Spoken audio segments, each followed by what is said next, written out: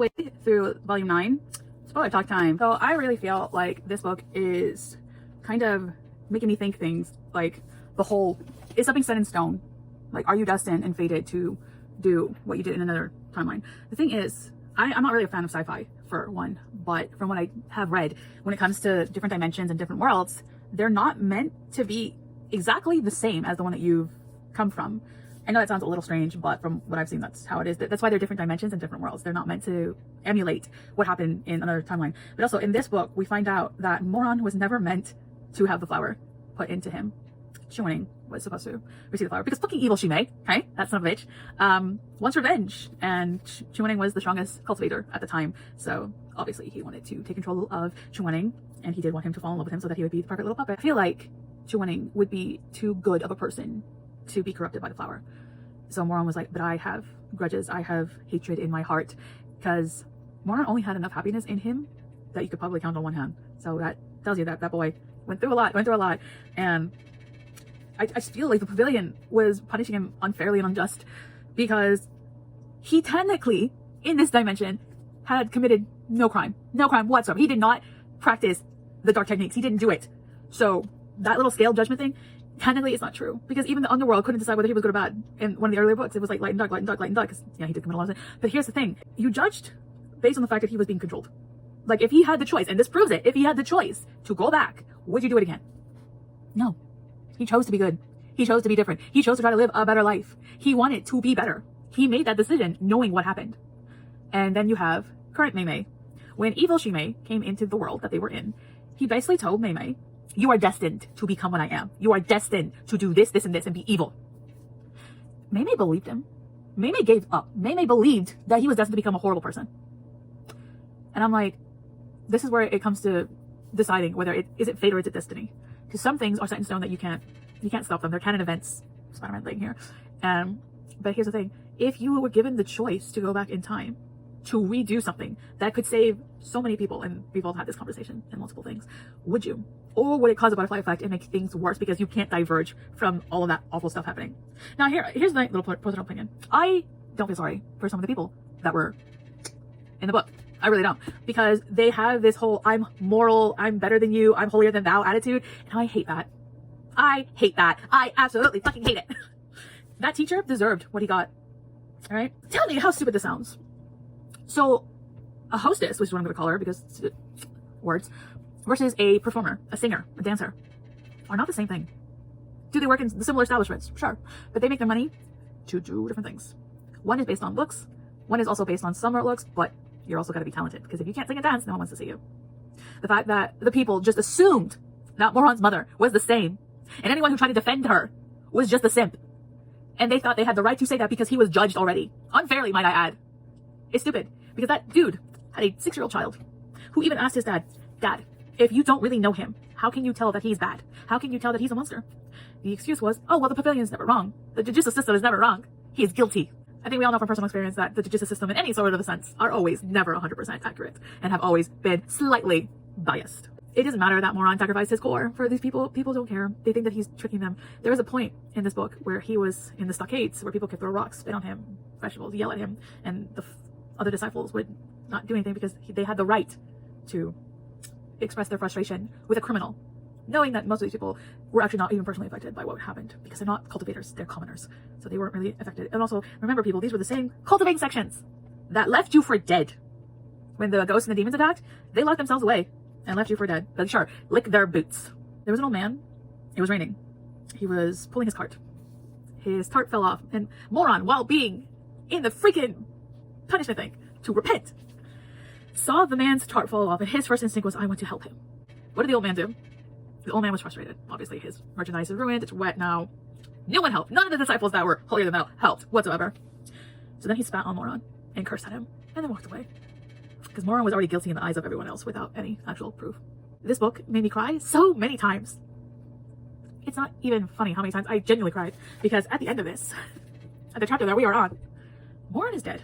Obviously, being stabbed hundreds of times to get his stupid core out, damaged Moron's heart. They knew that the punishment was going to lead to death. Though they tried to play it off saying, we're not killing him, we're just taking his core out. He's gotta be fine. If he doesn't survive the process, that's not our fault. You committed murder. That's what you did. In public. That's what you did. Anyone who even decided to defend Moron or take his side in anything was labeled a monster and must have something to hide. People demanded that the entire sect that Moron came from should be dismantled, even though they are the only ones still helping and fighting and trying to save everybody. They don't care because they're greedy assholes who think they're higher in their moral standing. I'm just saying, you should not judge because you will be judged. Because again, when you go to the underworld in the series, you have to hold on a stick and it'll rate you based on how good of a person you were. And trust me, as someone who has seen the underworld in the series, you don't want to go. You don't want to go because the guards at the gate, they're waiting for someone who does something so terrible that they can just drag you and make sure that your soul is never reincarnated. They're thirsted for it. So if you don't want to be judged harshly later on when you pass, don't judge people in your life because it happens. And that's why I didn't feel bad for when the characters in this book were basically dead, because they're helping Shimei destroy the world. They are so far up their own asses that they are okay. We're not questioning anything and letting Shimei destroy the world because the judicial system is on our side. Fucking stupid idiots. While all of this is happening, Shimei has a existential crisis because during out this whole thing, Mei asked himself, because evil Mei had basically told him that this is your path, you're going to be evil and you're going to kill a lot of people, it doesn't matter.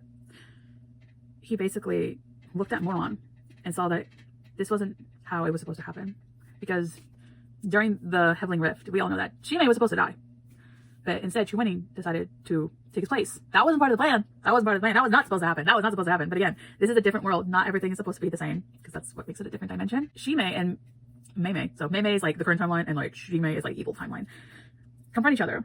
And he's like, well, why is he doing this? And like, why is he bringing Chuening back and stuff like that? Because Shimei blames Moron. He's like, oh, it's Moron's fault. Moron's fault. Again, Moron would not have done any of this evil shit if not for the flower. And he wouldn't have sacrificed himself for the flower if Mei didn't want him to be a tool. He was about to stab Chuening. That's why when Chuening went into seclusion and Moron had a flashback that I think Mei was going to like stab him or something, it's because it actually did almost happen. He walked in after like he picked the flower for Chuening the first time. He walked in on Shimei about to stab Chuening in the back. Literally. I just feel really bad that for the people in the book that says Moron was fated to have a horrible life and that his punishment is what he is owed to heaven, even though the scales themselves said that his punishment should be ripping out his core and destroying it, which he did by himself before he was on trial to save everybody. He did that unprompted, but everyone's going to forget that because it was to trick people. The logic does not exist, apparently. It's so stupid how people are judgmental and think that they can judge because they feel more important in society or their opinion matters more because they're morally standing. Depending on how you treat your morals, I wonder if you're actually a good person, because your actions speak louder than your words, and Moron's actions should have spoke for his whole thing. Like even during the trial, that bitch did not want to even let the scale actually finish going down. The first one was basically destroy his soul so he could not be reincarnated. Which generally, I feel like Moron and Chuening at this point be like, don't reincarnate us, don't reincarnate us, don't reincarnate us. We've been through this enough. We're done. And then the Chuening has lived 3 lifetimes because, well, he was a child when he died the first time around. He was brought back to life, not by his choice. So, wonder if his dad found out. That'd be an interesting thing. I feel really bad because during the moment where Moron is starting to die, Chuening basically took the role of caretaker. Moron's also the one that made him that handkerchief at the flower. Moron just forgot because the flower stole that memory away from him. He lost a lot of memories. And there's literally a part on page 145 where Chuening lit a candle and is telling Moron to please wake up and pay attention to me, which was what Moron always said to Chuening was pay attention to me, please wake up. Because it is a role reversal in this one, because Moron is dead in this. Chuening cannot let him go. Chuening cannot let him go because now he knows the truth. He knows the sacrifice and everything and the pain that Moron went through because their souls were connected for a good couple of years. And he learned the truth and he wants him to pay attention to him. He wants him to wake up. This is like just Chuening's thoughts. Moron wasn't like them. He was just a dog, and a dead stupid one at that. He only knew how to faithfully guard his beloved, even if his skin was flayed open and stripped down to bone. He would stubbornly stand his ground in front of this man refusing to leave. Kindly, one could say he was brave. Bluntly, he was dumb. Chuening's thoughts on Moron being a scrawny child with no abilities whatsoever, defending him, using his body.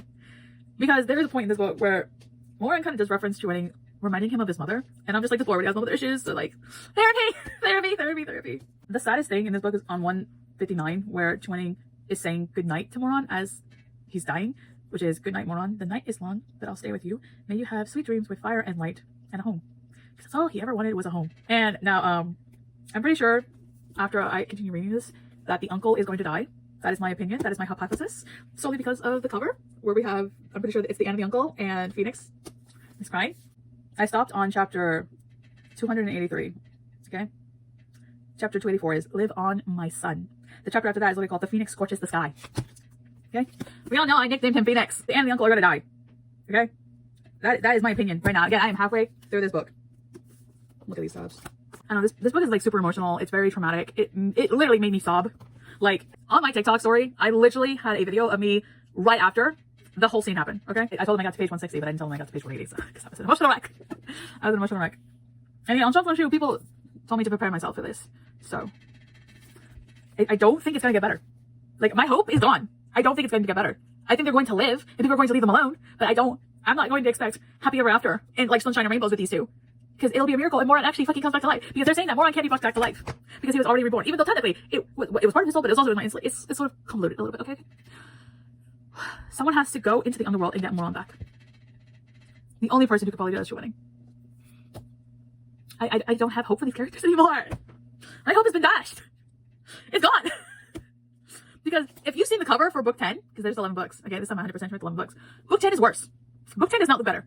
So I don't think it's going to get better. I'm signed up for 11 books of pain. And I'm stupid because I'm still going to keep reading. Moran should not have died. Moran should not have died. I'm just saying. Moran should not have died. Moran should not have died. I want to be a fly on the wall when those people go in the underworld and they get judged. Harshly, very harshly. And they go, but I was a good person. No, you weren't. Okay? I would be the emperor. I would slaughter all of you. Because if you think you can pass judgment on someone, fine. Same Z's. So, I don't know if I'm going to read more later today, but, you know, I might have to keep reading. Because you want to know the one thing that I hated the most when I saw this? Yeah. Hope is gone. The hope is out the window. I literally still cannot function about what happened in this book. Just, I can't. We'll see what happens when I get to the end of this book. There's gonna be a lot more tabs. Let's hope for no more blue tabs, please. Can we have a pink? Because pink usually means I love it. Should I end this book talk on something happy? Oh, this is not happy. This was just me being happy that someone smacked the out of someone. that is another thing. Even the happy wasn't happy. Jesus. Okay. It'll be fun to annotate the rest of this, I'm sure. I'm not looking forward to the rest of this. Hope is out the window. I'm skimming. I'm not looking at any of the pictures or anything. If book 11 doesn't at least have a happy cover, just to make the pain somewhat worth it. I don't know. This book broke me. Like literally. Like emotionally. Like yo, if you want a dame that wants to rip your heart out multiple times and stabs it, read this. The pain and the suffering. This book is pain and suffering. So, what does that say about me? I don't know. Nothing is set in stone. Life is made by choices, and your choices have different outcomes, even the smallest things. And that, I think, is what Mei had learned the hard way near the end. I just want to know what the revenge is for. You letting Chuaning escape and letting Chuaning and Moran escape from the crowd does not dissolve you of everything you willingly chose to do. Even though he hated his future self. The Mei did not like each other. And I was like, oh, look at that. You don't even like yourself. That says a lot. Who knows what the rest of this book is going to be like. I'm scared. I'm so terrified. I'm scared. I didn't think we would lose our main character in book 9 out of 11. I'm going to cry the rest of this book. And I'm going to cry in book 10. I'm hoping book 11 at least doesn't make me cry as much. Here's hoping. Have a nice day. Finish book 9. Spoiler talk time. This book has made me come to the realization of something that I want personally for Moran and Chuaning, and that is for them to just be dead. I want them to be dead so that they can finally rest in peace with each other, and maybe Chuaning can maybe see his dad, and by miracle, if given a chance, his mom, so that he can live peacefully in purgatory with Moran, and that Moran can hopefully maybe see his mother one day, you know, just because the two of them are tired. The two of them are tired. I feel so bad. I went from crying my eyes out when Moran died to me going, you know what? Let him be dead. Let him be dead. Let him be dead. Let him be tired. Let him be dead. Because he's been trying to die so many times. He's been trying to die so many times to just stay in rest. But evil Shimei is like, no. I'm going to use you as a puppet so that I can basically destroy all the humans and cultivators in the world because they destroyed my kind, which, look, surprise. He's a demon. Called it. I called it so hard. Like, if you didn't figure out that Shimei was a demon, go back and read it again. Because it was obvious. Oh, and pace de resistance. When they had witnesses. Because people can't lie on the witness stand, apparently. They backstabbed Shin Chin Peak, okay? They backstabbed them. Why? I feel like some of them were actually threatened to backstab them because they were crying and sobbing. Like, you can clearly tell that person done the rest. And I'm just like, we're all looking at this. We're all going to think what he's saying right now is 100% factual and truth. And not by, circumstances. Because he's literally crying while saying sorry. Because, the good people had witnesses. and they were all lying. There were some of them that were just blatantly, they were for it. They only did it only because they probably got paid or some shit, or they thought that the higher realm cultivators would like them for some. Again, these are the same people that have left you for dead multiple fucking times. Like, Phoenix called their asses out multiple times. This is the page where Phoenix started losing faith in humanity. I'm like, sweetie, I lost faith in humanity years ago. Can we talk about how these motherfuckers literally just told on themselves? Because for 20 years, Shizun has done more good than any of the other cultivator sects, and has never asked for like payment and stuff like that. The fact that one of these idiots were like, well, we only asked for 200 silver pieces. And I'm just like, Phoenix is literally looking at him like, are you stupid? They can't afford food. What makes you think they're going to afford 200 silver pieces? They could barely afford copper. Think about that. Okay. Think about that. Okay. It's just Phoenix calling them all out. And I was just like, yes, please. I talked about this in one of my stories when I was like, cause I update people on how I'm reading this. And this part specifically on page 199, okay? The very last paragraph. This is said from a cultivator. The upper cultivation realm is upright and honorable. All of us here today are from respectable, prestigious sects with long histories of and justice will be served. For 20 years, the upper cultivation realm has had the final say on how strictly or lenient the rules are forced. Nothing's changed, right? All right. That's the uncle. Page 186. This is where Phoenix, calls them out. And on page 199, that one cultivator, okay, was the one who said that we were justice again. Okay. Let me ask you, 20 years ago, when Wuncheng Tower was nearly overrun by ghosts, where were you? 15 years ago, when there was a heavenly rift over Xinchun that left 9 out of the 10 houses grieving, where were you? 3 years ago, when the barrier over Butterfly Town once again tore open and swarms of demons forced the common people from their homes to wander the land, starving once again, where were you? And then on page 199, that motherfucker had the nerve to say that they were from good, respectable, prestigious sects. But when it came to actually protecting the common folk, the people who gave you your wealth and your prestige, you left them for dead. Multiple times. Multiple times. He literally called your asses out 20 years ago, 15 years ago, not even more as 3 years ago. You were not there. And yet Xinchen Peak was the only one who actually tried, and you dare to dismantle them. Because you know that you're wrong. I feel so bad for Phoenix. Because Phoenix, even at the age of 20, is so pure-hearted. He genuinely thinks that the world is still good. He has faith in the cultivators, in the rules. And I'm like, honey, you're human. No. If you're human, you're at default not a 100% good person. His father, however, MVP, and I genuinely cried, okay, when he died. Because he shouldn't have had died the way he did. Especially not in front of Phoenix. So during this whole, oh, you guys are evil, you're taking killing. The fact that the matchmaker that they helped out in one of the books started saying that Xinchen Peak's disciples great girls and stuff like that, I just found that is when Phoenix snapped. Phoenix had the right to snap, okay? I don't know what these motherfuckers thought was going to happen to them. Did they really think that they were just going to spew all these lies and that Phoenix was just going to be like, yeah, I'm just going to sit here and take it. I'm going to sit here. His dad might. His mom might, because they have years of experience keeping their tongues closed to people who are disrespectful. Phoenix, however, not that way. Phoenix does not shy away from expressing injustice and hatred that he has for people who break the rules.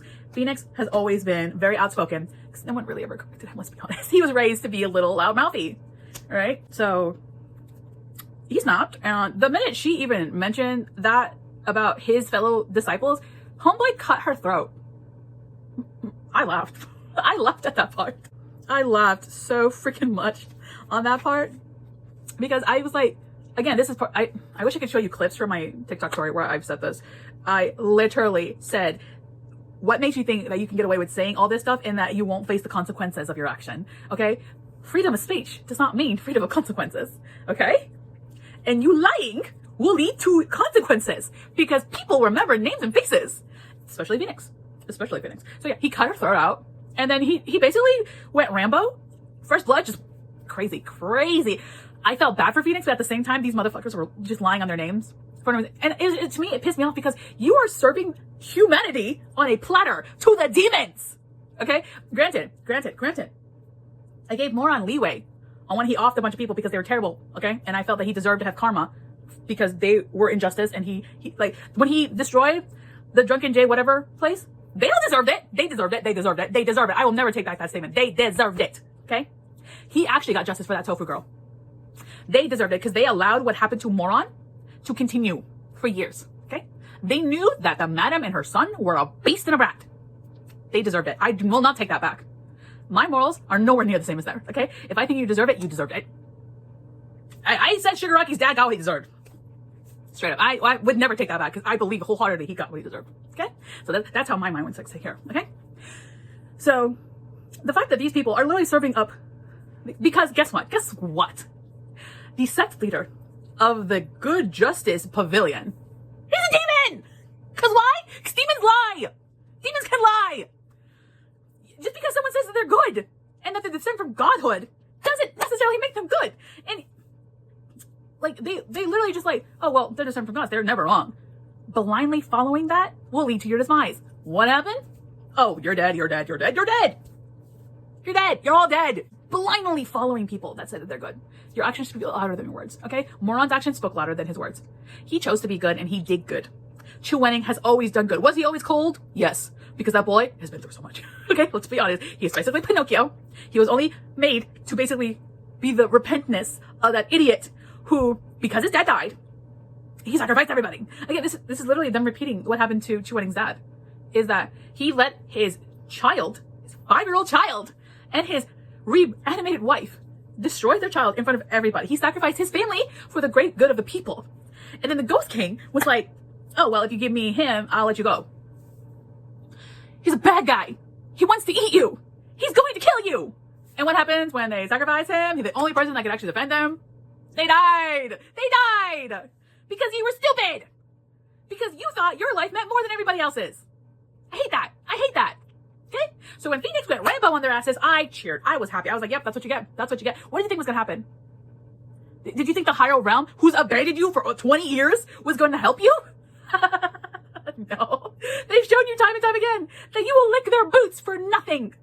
Over and over again. They've shown you how horrible they are. They will never change and they will never care about you. And look what happened. You died. Oh no. I should feel bad. I don't. Because it was literally, their action showed you that they were terrible people. So, if Phoenix, kill a bunch of people that were lying on their names, yeah.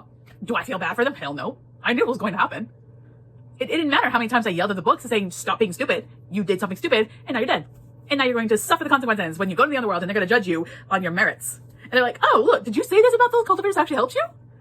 Oh, you're going to hell. Not the underworld, hell. Have fun. Because that's what happens. That's what happens. We're the gods in this book.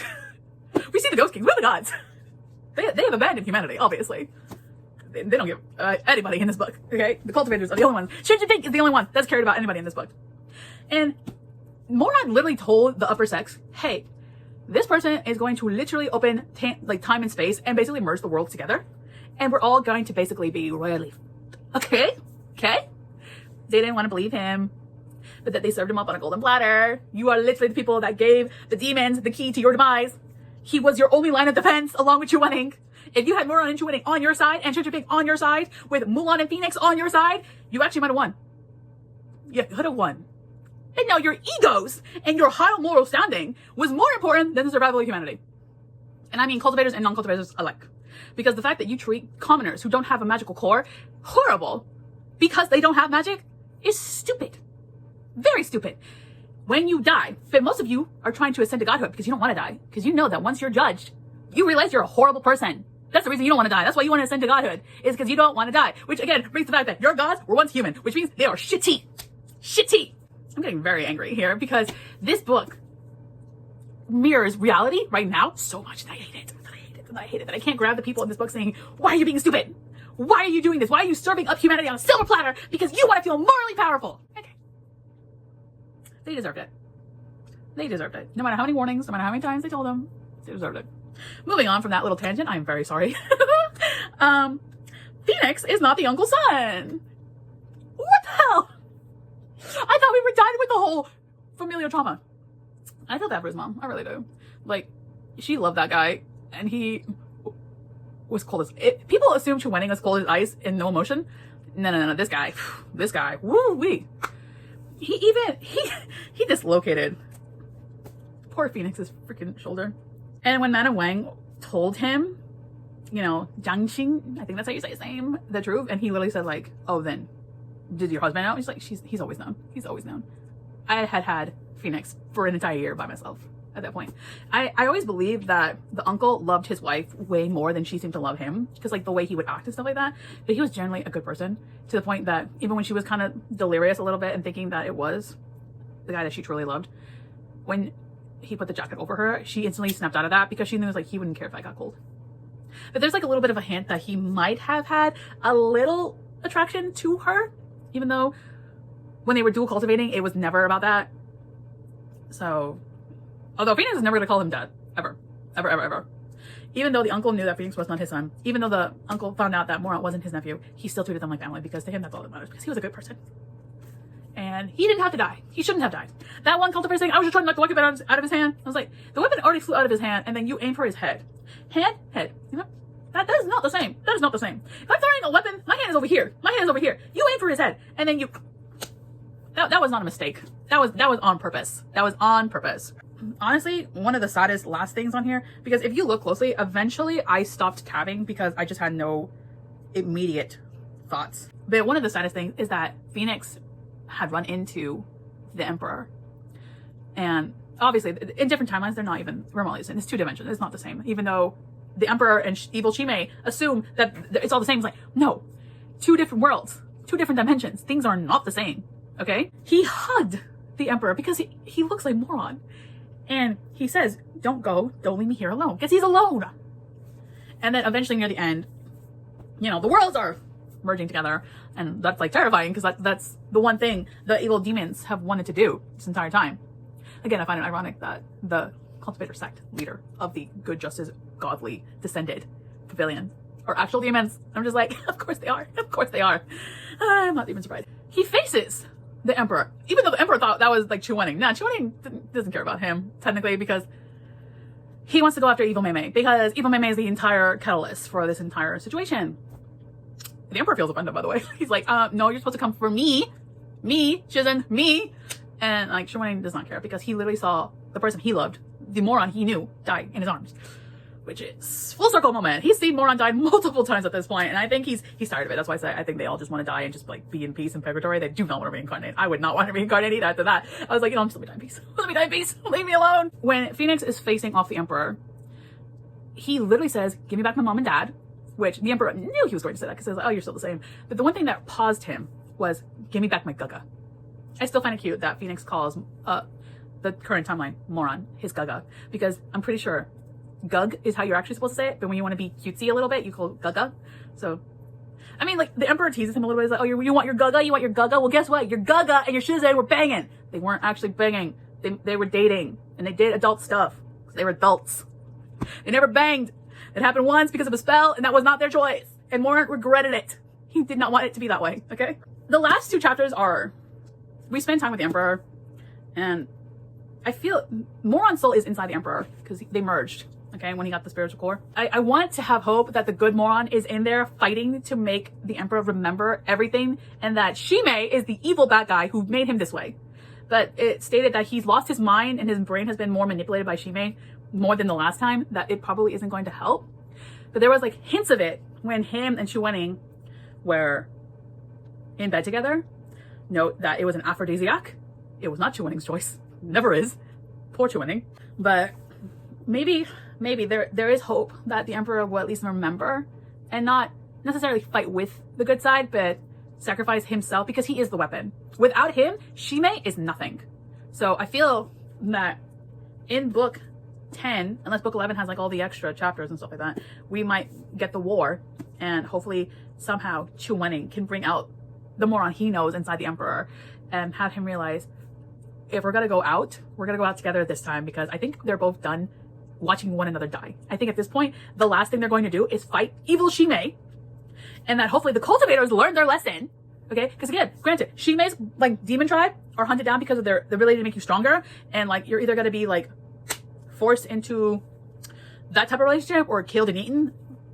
But it doesn't justify the whole circle of destroying everybody.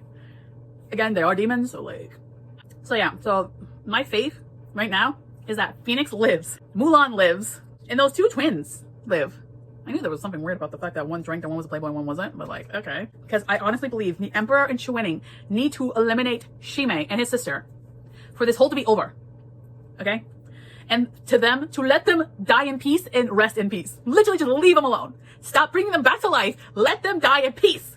And that the heavens need to look at all that and be like, okay, well, we can't send you to hell because technically you spent 2 lifetimes together trying to fix the shit that we allowed. So, purgatory. No reincarnation. I think you guys are done. That to me would probably be the happiest ending that I could possibly get out of the series. Because, again, I have lost hope in getting a genuinely happy ending. And again, on Shang Feng Chu, someone said, depending what you mean by happy, my happy ending is them dying together after defeating Mei Mei and just relaxing in the afterlife. That's it. That's all I want. I don't want them to be alive anymore. Because I think if they're alive, people will still mess with them and try to use them. And I'm done with that. I'm done with that. The only rest that they will probably ever get, because Morin's been trying to die for years, is death. And I think Chu Wening's also done. Like, I think they're both done. I think they're both done. I think I'm done. I think I'm done. I don't think I will sob if they die anymore. I think I will actually be relieved if they die in the next upcoming book. Again, I don't know what book 11 is going to hold. I don't know what book 10 is. Probably just going to be a bunch of fights. But that to me would probably be the happiest ending. I have merchandise around my room with just the 2 of them being happy. Let them be happy. There's one that looks like they're in a coffin together. That could be it. That could be it. That is my happy ending. All right. The 2 main characters, the love interests, being dead. That's it.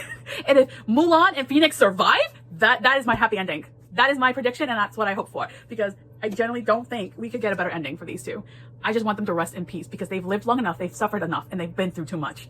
That's just what I want. Them to be together in the afterlife. That is it. They're all technically married in the ghost realm. Okay? They're technically already married because they did that little thing in book 1. Just saying.